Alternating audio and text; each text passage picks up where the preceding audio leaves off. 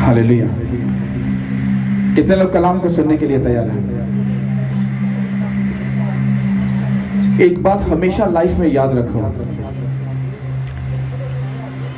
जब आप इस कलाम के साथ जुड़ जाओगे, किसके साथ?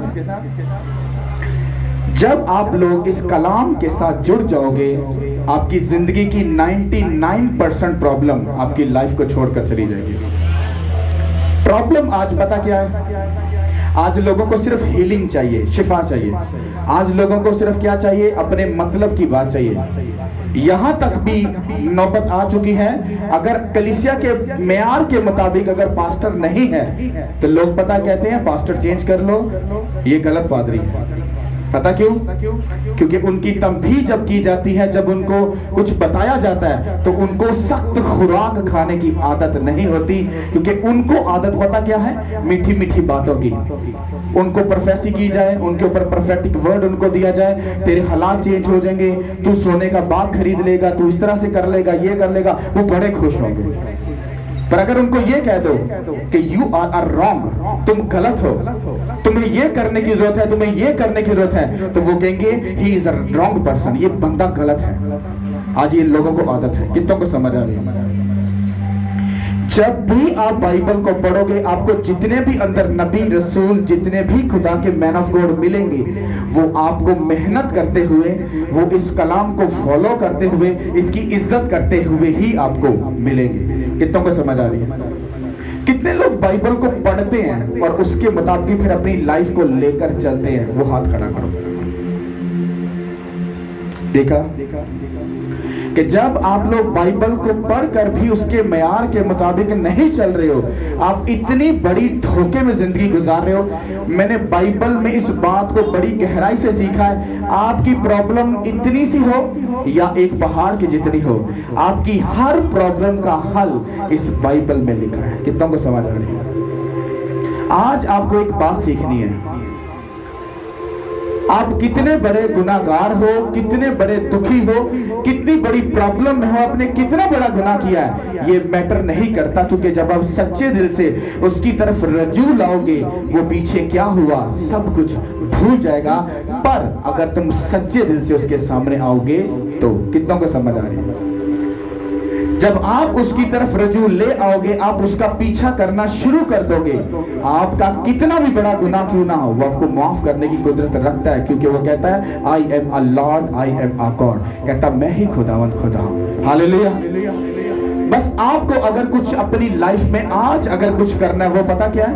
आपको अपनी लाइफ में डिसीजन लेना है और फैसला लेकर एक कदम को बढ़ाना है। आपका इतना सा कदम उठाना, मैं आपको बाइबल में से प्रूफ कर सकता हूं, वो आपके बच्चों के बच्चों के बच्चों के बच्चों के बच्चों के बच्चों को भी, वो नस्लों को ये कलाम सवार देगा। हालेलुया। आज की जनरेशन पता क्या? आज के लोग सोचते हैं बच्चों के लिए घर बना लो, गाड़ी, अच्छी पढ़ाई, ब्रांड दिस वो पता नहीं क्या क्या। पर अगर ये कलाम उनके साथ नहीं, उनकी अच्छी खासी पढ़ी लिखी जिंदगी भी डम बन जाएगी। अच्छा खासा पैसा होने के बावजूद भी वो बंदा डिप्रेशन में चला जाएगा और प्रॉब्लम में जिंदगी गुजारेगा। अपनी जिंदगी में सुकून ढूंढेगा, उसको कभी सुकून नहीं मिलेगा। कितनों को समझ आ रहा है? यहां पर जिम्मेदारी है बड़ों की। जब बच्चे अपने माँ बाप को जो करते हुए देखते हैं वही वो करते हैं। अगर बच्चे को आप गाली निकालते हुए उसको नजर आओगे, वो आपको बदले में गाली ही देगा। अगर उसको शराब पीते नजर आओगे, वो आपको शराब पीता ही नजर आएगा। अगर आप उसको जुआ खेलते, कुछ गंदे काम करते नजर आओगे, तो वो उसी चीजों को फॉलो करेगा और रिटर्न में आपको उसका तोहफा देगा। एले पापा या एले मामा, तू जो कीता हुई तेरे बांट के मैं देना। समझ आ रही कि नहीं आ रही? हालेलुया। कितनों को पता है नमान कोड़ी के बारे में? नमान कोड़ी जब जंग लड़ने गया तो वो इसराइल से एक क्या लेकर आया?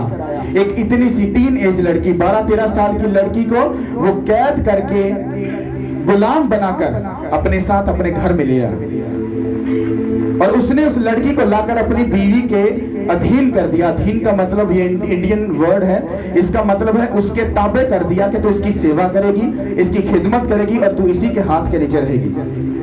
जब वो लड़की उस घर में काम करती रही तो उसको एक बात नजर आई कि मेरा जो मालिक है, जो मुझे कैद करके लेके आया है, उस लड़की के दिल में अपने मालिक के लिए नफरत होनी चाहिए या प्यार होना चाहिए? हाँ, नफरत। पर बाइबल इसके ऑपोजिट है। यही बाइबल में और हम में फर्क है। हम जो सोचते हैं वैसा खुदा नहीं है, और जैसा हम नहीं सोचते खुदा वैसा है। हमारी सोच ये कहती है कि उस लड़की के दिल में वो अपने मालिक के लिए नफरत होगी, पर बाइबल ये कहती है उस लड़की के दिल में अपने मालिक के लिए मोहब्बत थी। पता क्यों?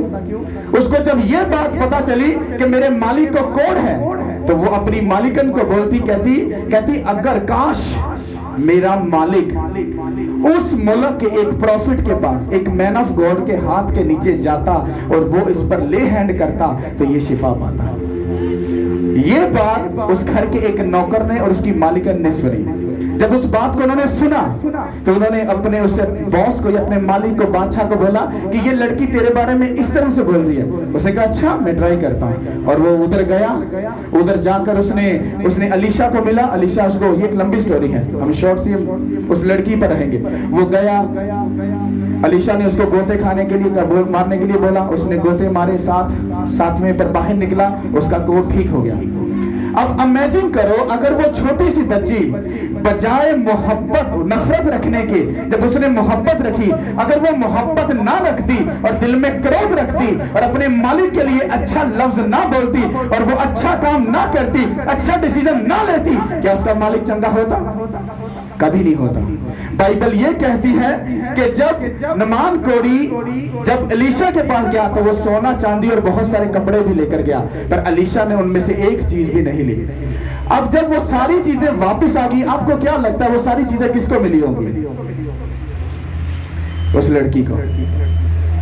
किस लड़की की वजह से उसका कोट गया? जो उसके घर में क्या थी? नौकर थी।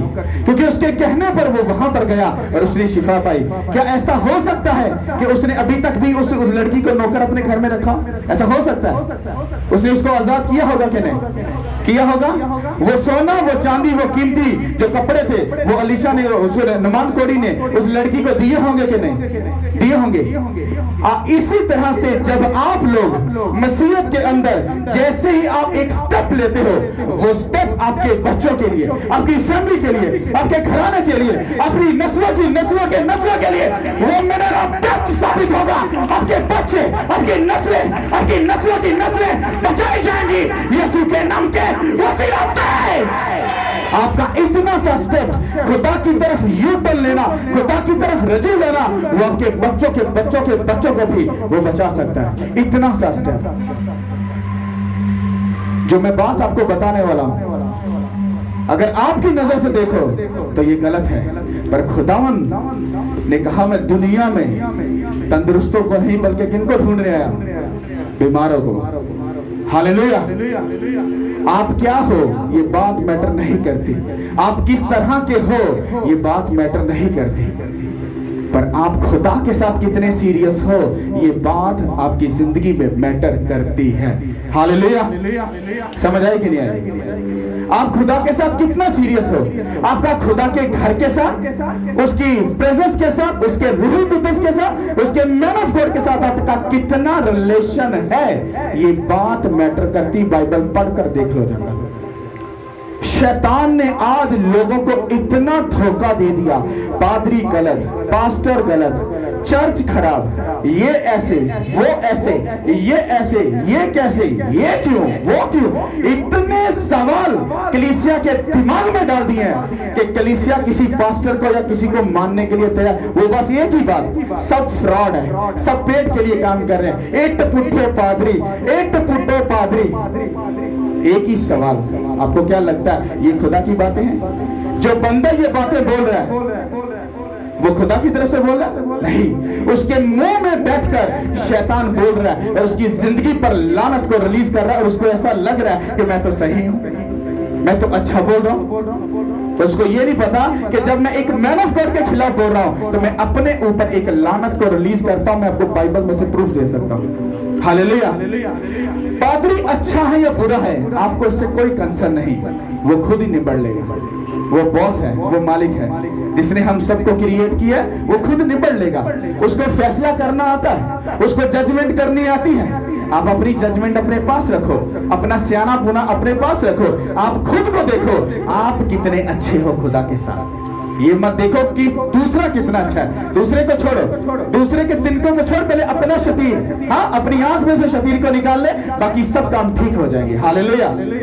मैं जो बात आपको बताना चाहता हूँ, आप सियाने हो सकते हो, समझदार हो सकते हो, बाइबल के स्कॉलर हो सकते हो, PhD वाले हो सकते हो, डॉक्टर हो सकते हो, पर मैं एक ही बात जानता हूँ, जो बंदा बाइबल के रूल रेगुलेशन के मुताबिक चलता है, इसके हुक्मों पर चलता है और खुदा की इज्जत करता है, वही खुदावंद के हजूर में खड़ा होने के लायक है, वरना सब लोग वही हैं। ऐ खुदावंद है, खुदावंद वो कहता है मैं तुम सबको कह दूंगा मैं तुमको नहीं जानता।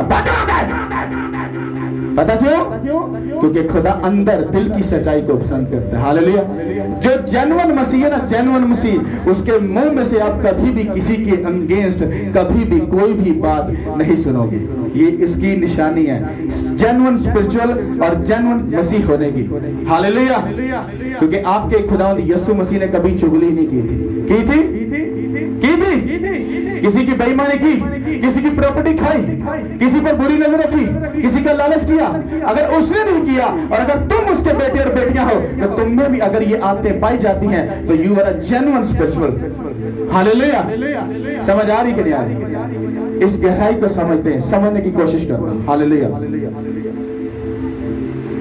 हालेलुया। मेरे साथ निकालिए मत्ती की अंजील, मुकद्दस मत्ती की अंजील, उसका पहला बाब और उसकी 5वीं और 6ठी आयत हम देखेंगे। हालेलुया। खुदा उनके कलाम में कुछ उम्र को और सलमोन से बोएज राहब से पैदा हुआ और बोएज से ओबेद रूत से पैदा हुआ और ओबेद से यस्सी पैदा हुआ और यस्सी से दाऊद बादशाह पैदा हुआ। हालेलुया। इसके साथ ही मेरे साथ निकालिए यशवा की किताब, उसका 6ठा बाब और उसकी 25वीं आयत। यशवा की किताब, उसका 6ठा बाब और उसकी 25वीं आयत। यहाँ पर कुछ उम्र को, लेकिन यशवा ने राहब कसबी और उसके बाप के घराने को और जो कुछ उसका था सबको सलामत बचा लिया। उसकी बुदोबाश आज तक इस्राएल में है, क्योंकि उसने उन कासदों को जिनको यशवा ने यरीहो में जासूसी के लिए भेजा था छुपा रखा था। खुदा के पाक कलाम का पढ़ा और सुना जाना हम सब के लिए भाई सब। मुझे पक्का पता है आप में से किसी को समझ नहीं है। सुनो, इसको बिल्कुल सुकून से पढ़ो। मैं पहले बता देता हूँ, मत्ती की अंजील उसका पहले बाब में निसब नामा लिखा हुआ है। पता किसका? खुदावंद यीशु मसीह का। अब समझ आ गए? ये उसी निसब नामे में से वो एक 2 वर्षें हैं वो पढ़ी जा रही है। कुछ लोग इन चीज़ों को नहीं पढ़ते, मैं भी नहीं पढ़ता था, लेकिन जब मैंने अपने स्पिरिचुअल फादर को इस पर एक गहरी बात करते हुए सुना तो मैंने इस पर गौर किया। जब मैंने भी इसको पढ़ा तो मुझे समझ आई कि बाइबल में एक नुक्ता भी बेफजूल और बेफायदा नहीं लिखा, उसको लिखने का बाइबल में कुछ ना कुछ जरूर मतलब है। हालेलुया। अब पढ़ना जरा। हालेलुया। मत्ती की अंजील उसका पहला बाब और उसकी 5वीं और 6ठी आयत। और सलमोन से बोएज राहब से पैदा हुआ। ओके, राहब जब ये क्या हुआ? पैदा हुआ।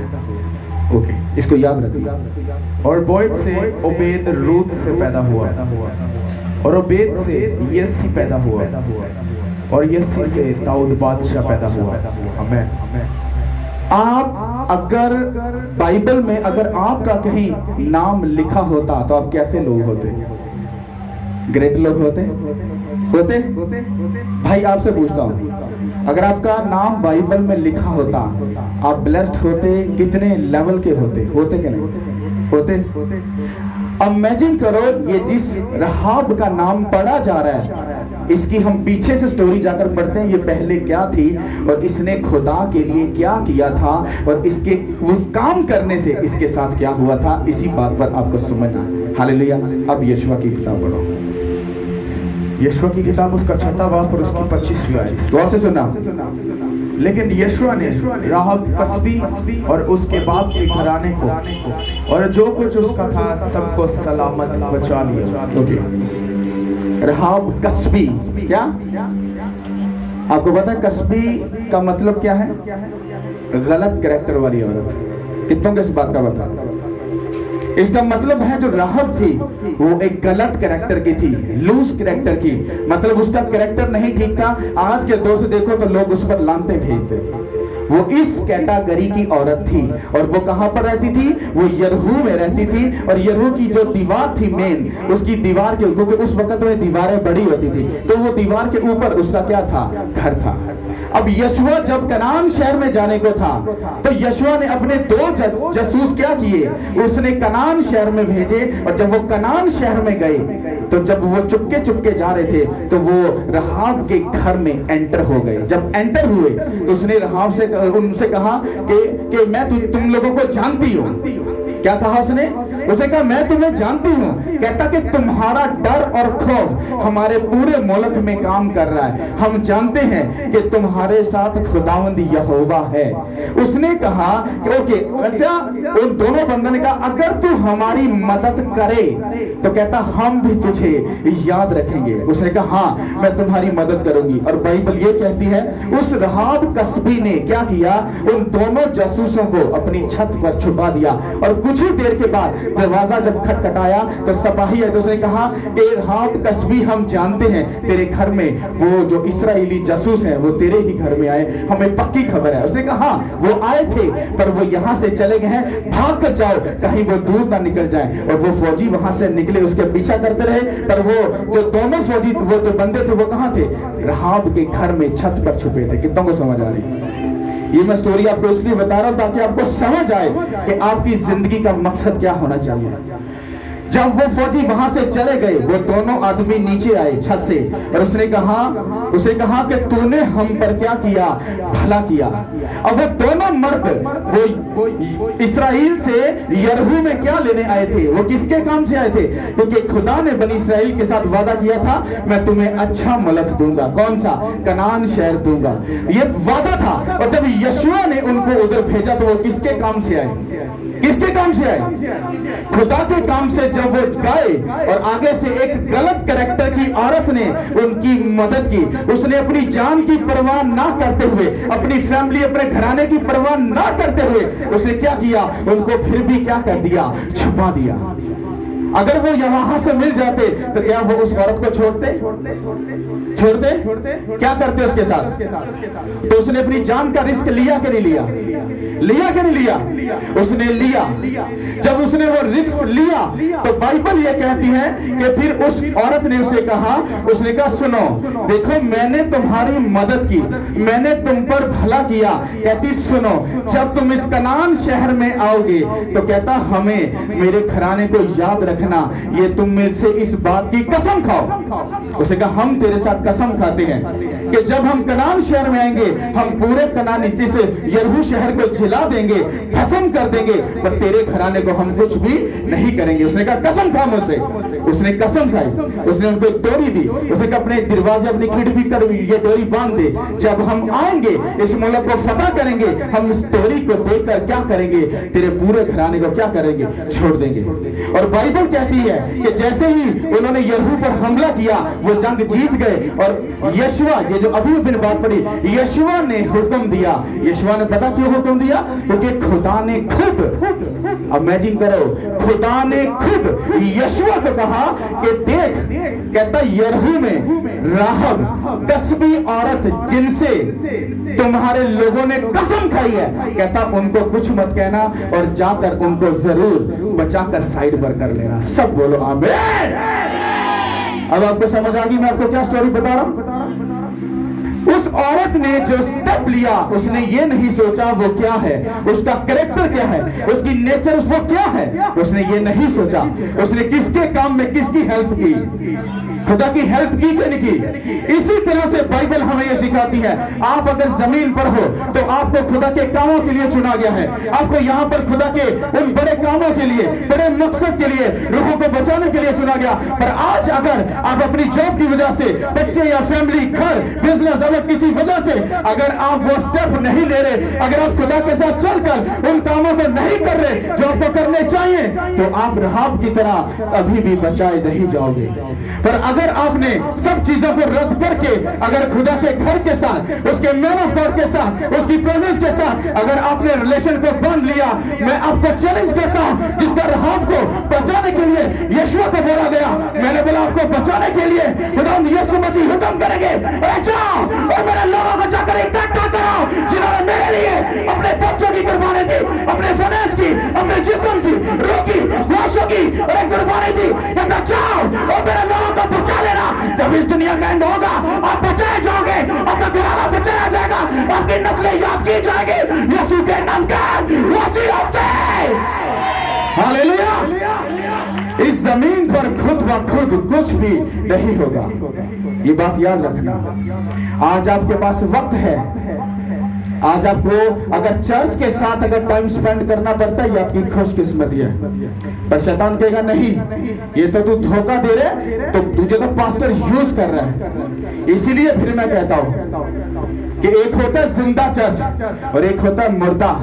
मुर्दा वाकई में वो यूज करते हैं और टिश्यू की तरह फेंक देते हैं। पर जहां पर जिंदा चर्च होगी, जहां पर खुदा की हजूरी होगी, आप अपनी जिंदगी में खुद इस बात को रियलाइज करोगे, आपकी जिंदगी बढ़ रही है, आपकी लाइफ चेंज हो रही है, आपके बच्चे ब्लेस हो रहे हैं, आपका पैसा ब्लेस हो रहा है, आपकी जिंदगी ब्लेस हो रही है। पता है क्यों? क्योंकि आपको ये खुद प्रूफ मिलेगा और खुदा आपके लिए आपके एंजल्स को भेजेगा। हालेलुया। और अगर आपका खुदा के घर के साथ, उसके किसी भी काम के साथ आपका कुछ भी रिलेशन नहीं, कभी मत सोचना तुम बचाए जाओगे। तुम अपने ही आपको क्या दे रहे हो? धोखा दे रहे हो। हालेलुया। आप में से कितने लोगों का चर्च के साथ रिलेशन है? एक रिलेशन होता है चंदा देने वाला, एक रिलेशन होता है पादरी नाल बड़ी वधिया जी, पादरी साहब ठीक ठाक हो, वधिया और सब ठीक ठाक, एक सलाम दो ऐसी होती है, अकड़बाजी वाली, अपने चौधर दिखाने वाली। नहीं, मैं इन बातों की बात नहीं कर रहा। मैं आपसे पूछ रहा हूं, आप में से किनका रिलेशन खुदा के कामों के साथ है? खुदा के घर में झाड़ू फेरना, दरी को बिछाना, खुदा के लिए अगर पढ़े लिखे हो उस पढ़ाई को खुदा के लिए डेडिकेट करना, अपने दिल को, दिमाग को, हड्डियों को, जिस्म को, रूह को खुदा के लिए डेडिकेट करना, अपने बच्चों को खुदा के लिए डेडिकेट करना, अपनी फैमिली को, अपने घराने को, अपने फाइनेंस को, जॉब को, बिजनेस को, ये नहीं कह रहा छोड़ना, नहीं, वो भी करना और फिर खुदा को भी पूरा टाइम देना। अगर आपका किसी के साथ आपका ऐसा रिलेशन खुदा के साथ है, आप कभी भी ट्रबल में नहीं जाओगे। कितनों को समझ आ रही है? आप बताओ कितनों का रिलेशन है सर? आप खुद ही फैसला करो। तुम लोगों में इतनी जरूरत नहीं है कि तुम हाथ उठा सको, बस उस कस्बी औरत ने, उस गलत औरत ने रिस्क लिया अपनी जान का। बाद में बचाएगी कि नहीं? खुदा ने उसको बचाया कि नहीं बचाया? बाइबल कहती खुदा वादों का सच्चा खुदा है। उसके लोगों ने कसम खाई थी उस औरत के साथ, खुदा ने नहीं खाई थी। अब इमेजिन करो, उस कसम खाने से खुदा ने उस कसम को अपने सामने लिख लिया। और जब वो कनान शहर में गए तो खुदा ने आवाज दी, उसने कहा मालिक मैं हाजिर। उसने कहा याद रखी तेरे लोगों के साथ उस राहब कस्बी ने क्या किया था, भला किया था। उस कसम को याद रखना और उसके पूरे घराने को बचाना। बाइबल इसीलिए कहती तू बच, तेरा घराना बचाया जाएगा।